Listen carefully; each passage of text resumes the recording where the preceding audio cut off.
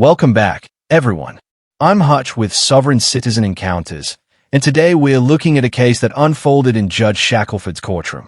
A new face to the sovereign citizen movement decided to challenge the process, but if you know Judge Shackelford, you know that's never a wise move. This judge has a reputation for keeping his courtroom under firm control, and the newcomer quickly learned that lesson the hard way. Let's break it down. Right, this is 2509380M, the People versus Randall Crane.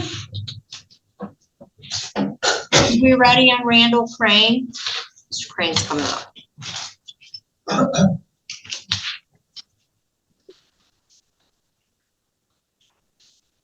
Thank you, Mr. Kazicki. No. Mr. Crane, do you have counsel? Was that you, Mr. Barron?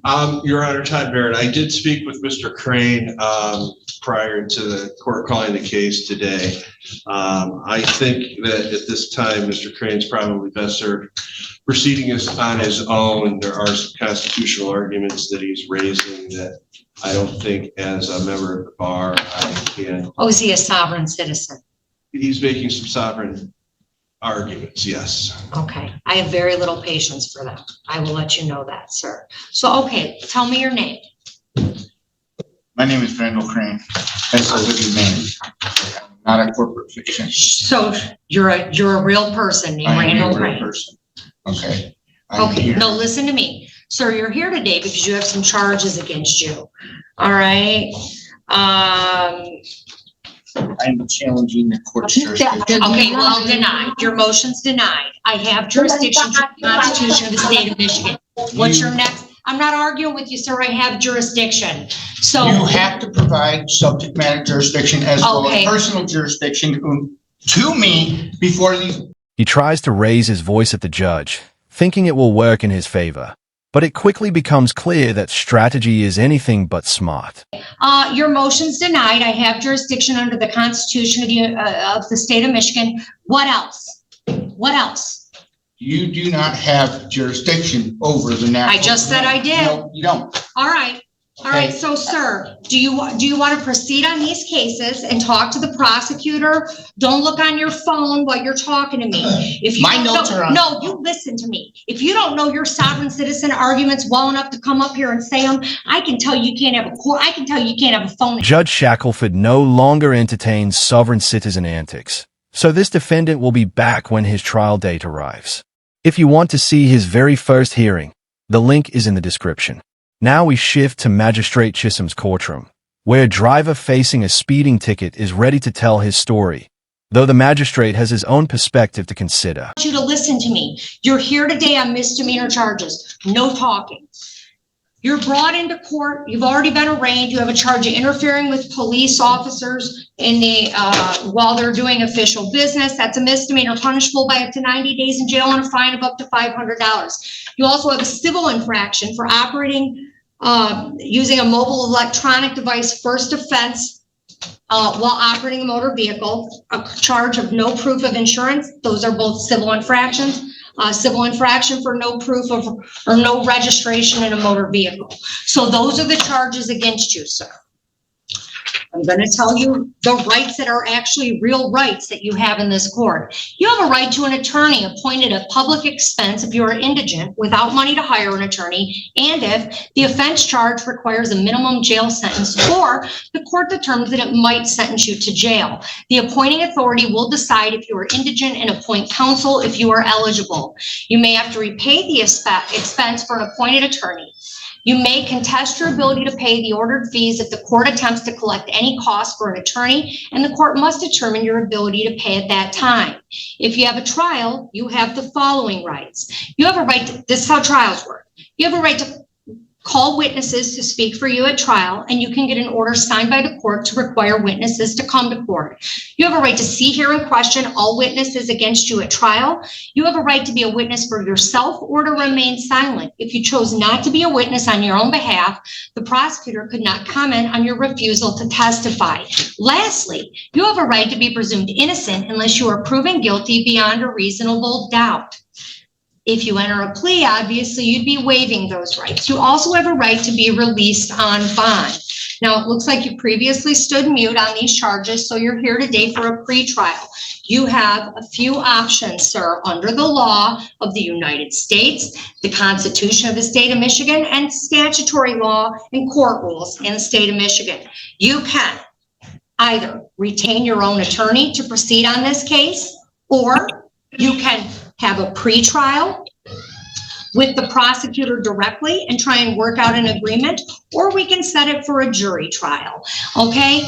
Those are your options. You can get an attorney, use a court appointed attorney, but you understand that attorneys have an obligation to follow the law and not make frivolous arguments, which is what you want to make today. And if an attorney makes those arguments on your behalf, I could sanction them.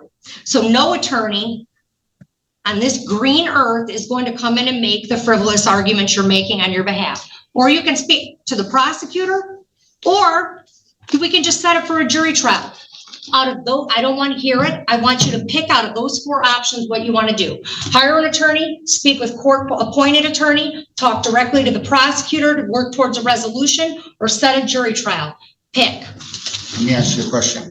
No, I asked you a question and I'm telling you to answer it. And I have the right to understand my rights and understanding. Sir, here, can you hand him this form? These are your constitutional rights I just read to you. Why don't you have a seat? You have a seat, read your rights, and I'll call your case back up. I am asking for you. Have a seat right now and read your rights. It might come down to perspective. Both could have been speeding. And the real question is which version of the story you believe. Have a seat right now and read your rights, sir. If you don't understand them, read them. I move for this court to dismiss. Have a seat. Where is he? Okay, well, that might never happen, but, what was that guy's name on that file? Because I'm assuming did he leave? Cream. He did. Did he leave? Yes. Well, he's big mad. Well, I need that file because I'm gonna give him a bench warrant. All right. All right. Are you okay, Amy? Yeah. I'm coming. I promise I'll get to you real. RFK Jr. is correct. Fluoride in water has hardened a lot of brains. I'm just, you know what? I know I should be more patient. I'm so tired of the sovereign citizen.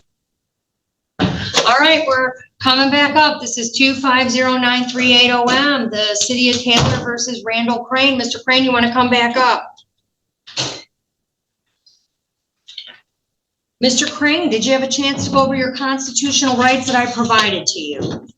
Yes, I understand my constitutional rights. Okay, thank you, sir. So at this time, I gave you four options. Would you like to retain your own attorney? Would you like to speak with House counsel and have an appointed attorney? Would you like to meet directly with the prosecutor? Or would you like to set the matter for jury trial? I'm going to be requesting for an order of change of venue. Denied. Anything else?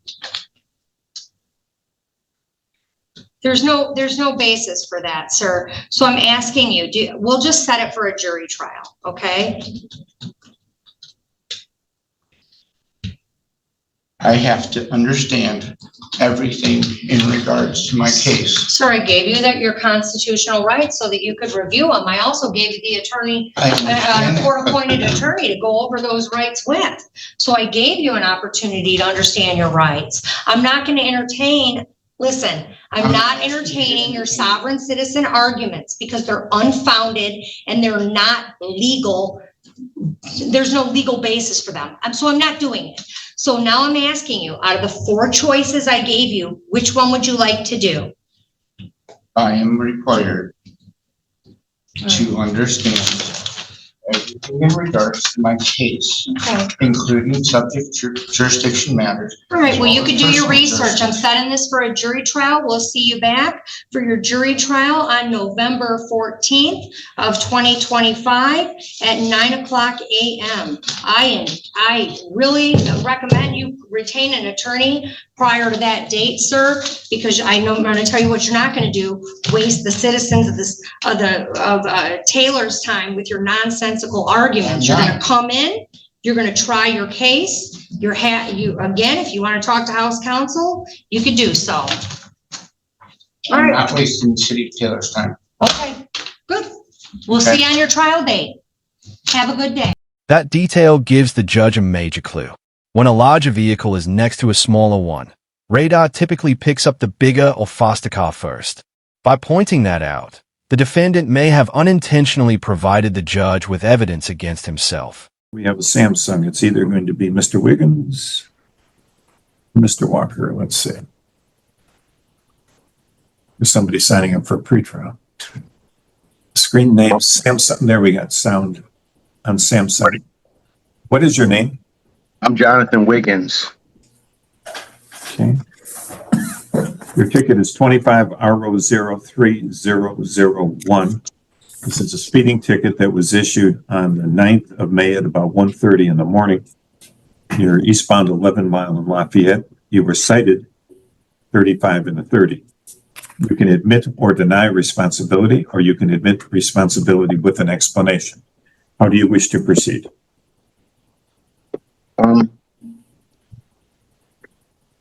Not guilty.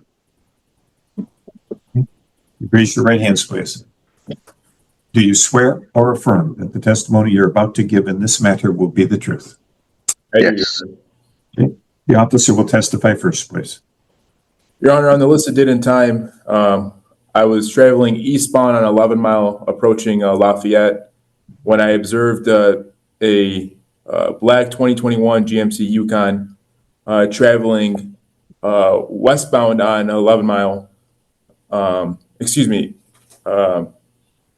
eastbound on 11 Mile when I activated my front moving opposite radar and got a reading at a 47 miles per hour in a 35 mile per hour zone.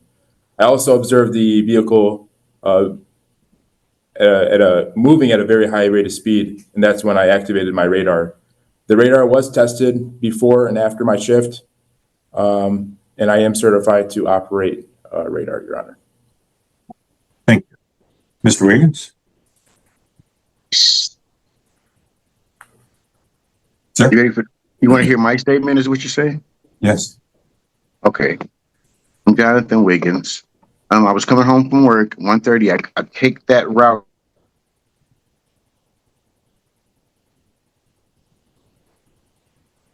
We've lost sound. No, he froze. He froze and we lost sound. Let me see if I can call. Do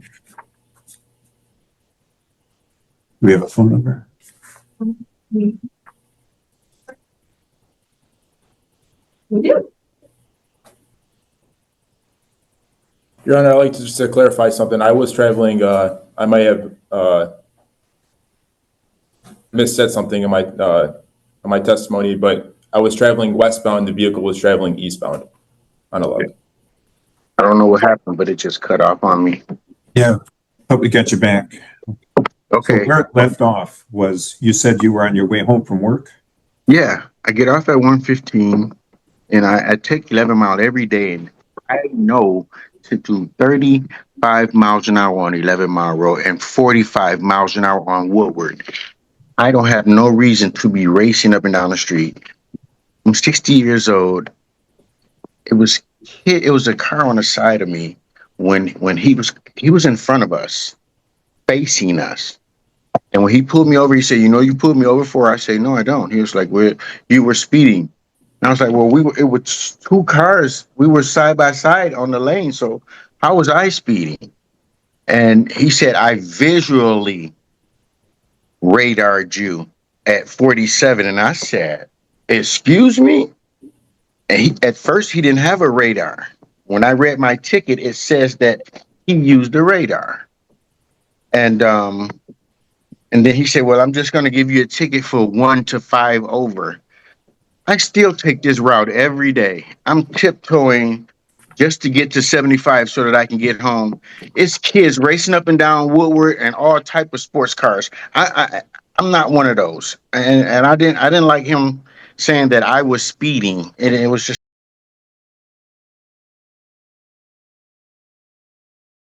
What's that got to do with the rate of the vehicle?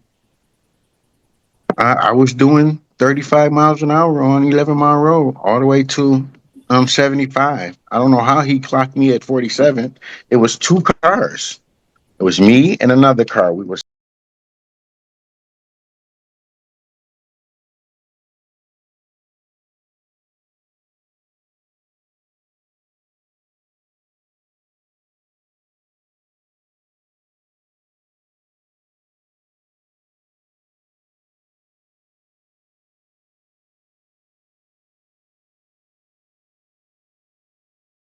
You weren't going 47. He was in front of us. The officer He was- was opposite direction. Yes, he was facing us. Yes, coming from another direction. Then he turned around and got behind us. Got behind me, and I saw him. So I'm still doing 35 miles an hour down the street. Then he pulls me over. He had the time to read the one car plate next to me, and he had a chance to read my plate. He pulled me over and said that I did 1 to 5 over, but I was really doing 47 or something. And I take this route every day. I work at the hospital. I have no need to race. I have a big Yukon truck.